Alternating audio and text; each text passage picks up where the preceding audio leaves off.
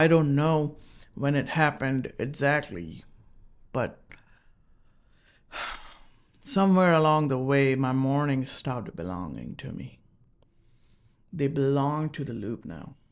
Let me explain. So, most days, I don't wake up with intentions. I wake up because something else forces me to, right? Like my son jumping hard on my chest. Dad, I wake up. My wife is coming from the other side of the bed telling me, hey, we are getting late. Wake up, Ali. Or that stupid alarm on the phone going off like it knows my whole life. And it's funny because I always think I'm in control to my morning, but the truth is, I'm not even awake yet. Before I know it, that I'm already reacting to the world on my phone. I open my eyes, but my brain's still somewhere else, half asleep, half dreading the day, half wishing I could just shut everything off and go back to sleep. And without thinking, without even deciding, my hand reaches for the phone. I don't even remember the moment I unlocked it. It's just suddenly opened, and like the phone actually kind of opened me up, woke me up. The work email is the first thing I check because there's always something, right? Someone needs something, some problem needs fixing. And if it's the last week of the month, whew, forget it. My chest is already tight before I even sit up. Then I hop to YouTube Studio. Views, subscribers, comment, refreshing, like it's in oxygen and something's gonna change, refreshing again and again. And that's the part that hurts a little to admit, right? I don't check because I'm excited. I check because something in me needs a reassurance, needs a hit of, you are doing okay. Need to feel like something is happening, like something is moving forward in my life. And then suddenly what I notice is that 30 minutes are gone, just gone. And I don't even feel those minutes. They just slip through me like water in my hand. And then I go into my day like, okay, now I'm behind. That's perfect. At work it's even worse. I'll be locked in doing scheduling, feeling productive, feeling like I'm actually on top of something, and then sorry, and then one little notification pops up, just one. It takes only one, right? Text from an employee, like, what should I do about, or can you check this? Hey, quick question. And I opened it. Of course, I opened it, right? Because I want to be the responsible one. I want to be the good leader. I want to be a good boss, and I want to be good at everything that I do. And I reply, and then I check something else, and then something else, and then suddenly I'm scrolling something that has nothing to do with anything at all. And I snap out of it like my brain says, hey, bro, man, seriously? What are you doing? And I snap out of it. I mean, I'm not angry at myself. I'm not ashamed. I'm just disappointed. Like I betrayed myself for the 100th time already. And then last week was the one that hits me, right? Picture this. I was editing a video, fully zoned in. You know that feeling when you're finally in your flow and everything just clicks? I was there, dialed in, locked in. And then I heard a crying voice, right? My kid crying downstairs. And my wife yelling my name, Ali, where are you? I mean, it was not in a casual way, but in a very sharp, urgent way that makes your heart drops. I ran downstairs and saw my son crying, holding his little hand on the place he fell. He wasn't seriously hurt, thank God, but he was scared. And that's enough to break you as a parent. So I hold him, right, cuddle him, kiss him in his head, Tell him, hey man, you're okay. You're okay. I got you. And for a moment, everything else disappeared. The work, the editing, the notification, all of it just disappeared because it right then I was like really zoned in on my kid. And then after he comes down, I go to the bathroom, did my thing, and then wash my hand, dry my face, and then I picked up my phone. Yeah, this is funny. So I picked up my phone not because I want to escape, right? Not because I'm bored, just because I don't know, right? It reflex. It's comfort. It's my habit. It's dopamine, right? So I check if his follow is normal. Then I go on YouTube for reassurance, and then TikTok. And TikTok gives me nothing I'm looking for, but everything else. And before I even blink, 20 minutes already gone. I'm standing there like an idiot thinking, I wasn't even trying to scroll. How did I get here? I'm just like standing like this, and I was like just hand, phone in my hand and thinking, man, how did I get here? I was looking if the fall of my kid was normal and if everything is okay or not, but damn, I need to get back to work. Just like that. It happened just like that. It's like it's like I teleported. It's like I teleported in a loop. Like my brain took a shortcut straight into the dopamine casino. And the part that scares me is I don't remember choosing any of it. It just happens automatically, repeatedly, quietly. But I mean, and I keep thinking I'm the one driving my day, right? No, I'm not. Maybe some days, but not every day. Most of the day, it feels like the loop is driving me, to be honest. I'm just in a constant loop. Whatever I'm doing, my hand always find that cell phone. And then in that cell phone, I'm always like kind of stopping myself to use the TikToks, YouTube videos, and checking the email, you know. So here's what I realized, and it took me a long time to understand this. Nothing I'm doing in those moments is random. It feels random, it looks random, but it's not, to be honest. Every little distraction, every little tiny scroll, every like let me just check this everything real quick is part of loop. My brain has been rehearsing for years. There is this thing in neuroscience called dopamine driven habit loops. Let me explain you in the way I actually understand it, not the way the textbook actually do, right? So it goes like this. You don't crave your phone. You crave the relief. You crave the clarity. You crave certainty. You crave the tiny sense of, okay, something is happening and I'm not failing behind or I'm not falling behind. Dopamine doesn't reward the action, it rewards the anticipation, the maybe of it, right? Maybe there's a new email, maybe someone commented, maybe someone subscribed, maybe someone needs me, or like maybe something changed. It's that maybe. So when you wake up half tired and half stressed, your brain does hunting for that tiny hit of certainty. Not because you are weak, but because your brain is trying to stabilize itself. And when you get that hit, your brain doesn't go, great, we are done. Your brain goes, cool, that was easy. Let's do it again. That's why one notification turned into 20 minutes. That's why checking on your kid end up with scrolling TikTok. That's why opening YouTube Studio at 7 a.m. feels automatic.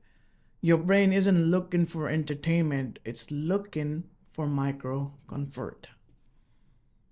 Here's the twist no one talks about. Your brain can't tell the difference between comfort and distraction in that moment.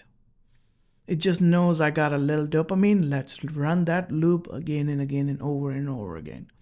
And the more you run it, the smoother the loop becomes. Like carving a groove in your brain, like a muscle memory, but muscle memory for impulses. That's why you said you feel like zombie. When the loop is running, you're not the one running it. You're not the one running your world. It's the loop that's running. You're not consciously choosing YouTube Studio. You're not consciously choosing that text check. You're not consciously choosing that scroll. Your brain is choosing the hit, not the habit. And you know what else? The reason you feel unstoppable when you are in that zone, when you are in your zone, is because dopamine is doing its real job. Focus isn't a lack of distraction. Focus is dopamine pointed in the right direction. But it only takes one tiny interruption, one notification, one sound, one thought, and dopamine reroutes itself.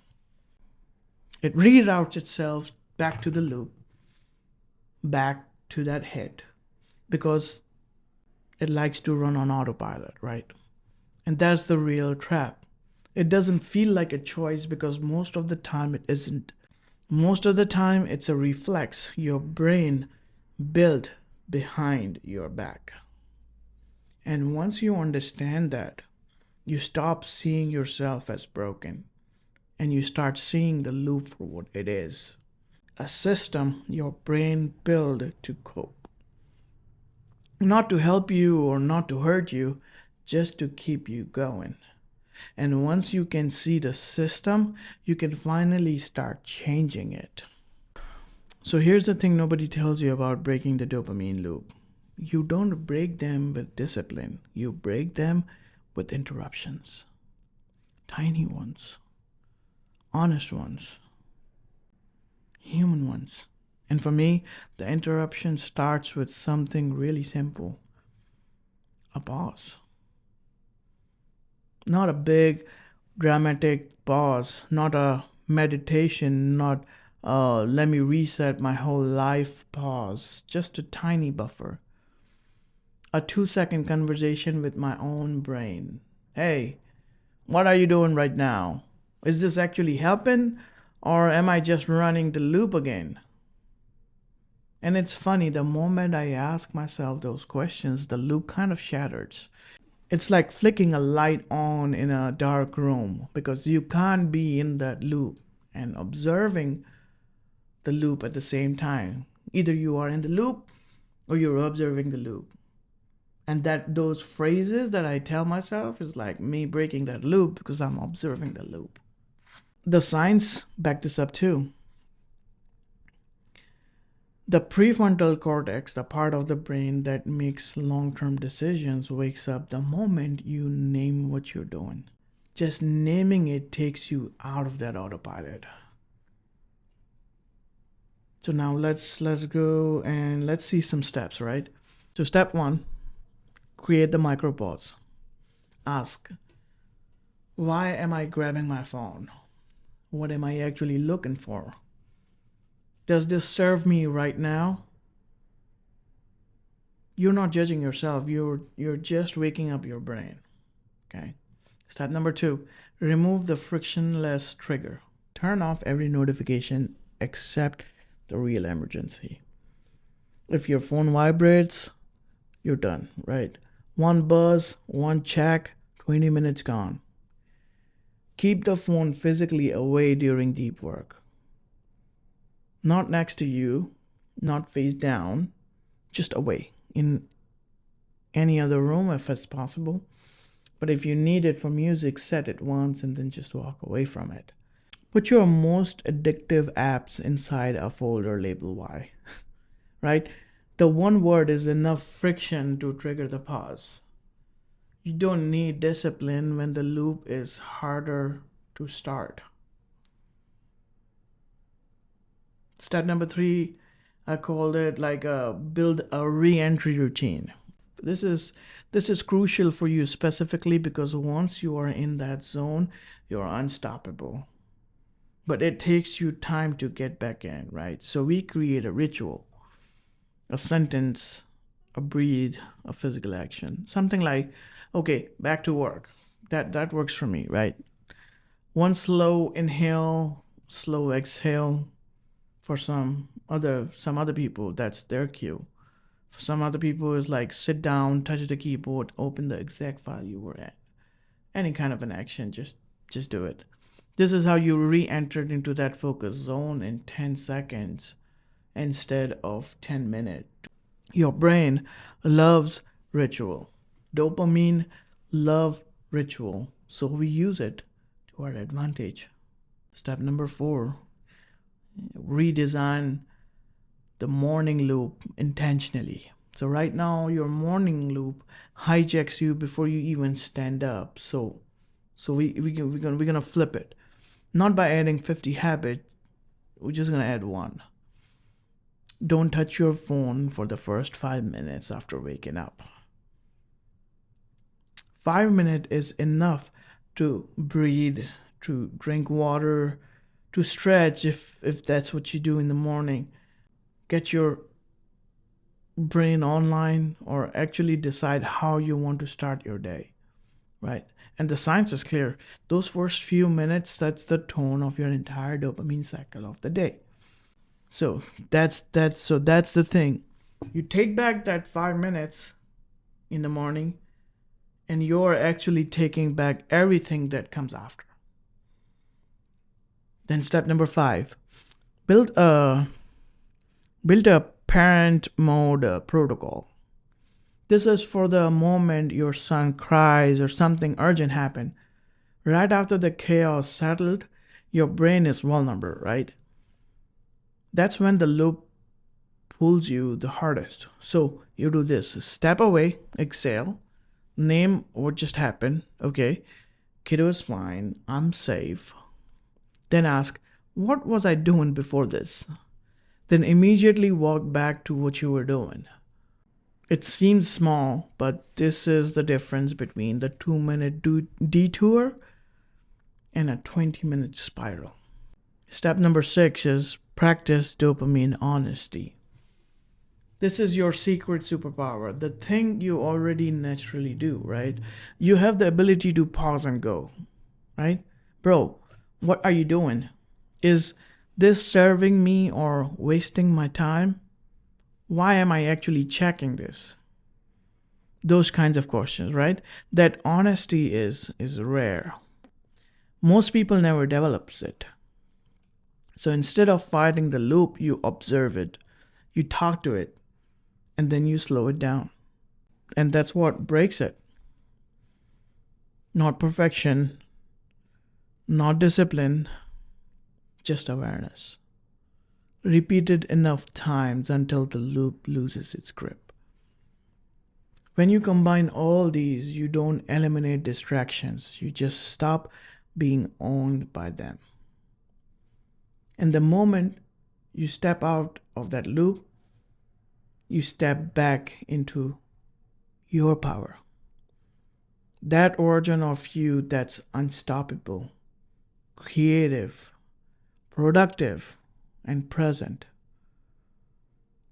That's the you we are trying to give more space to, right?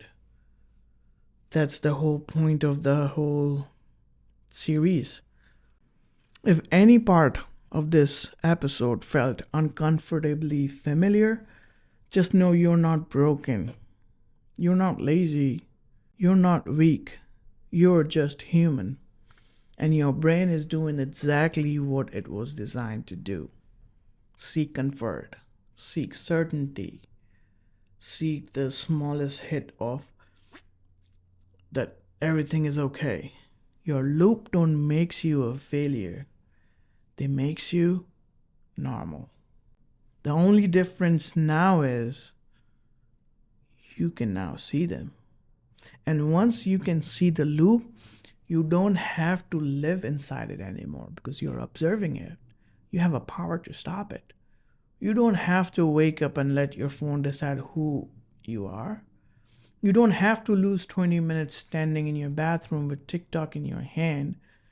You don't have to go from I'm in my zone to where the hell did my time goes without understanding how you got there. You get to interrupt it, slow it down, talk to it, ask yourself the question that wakes you back up.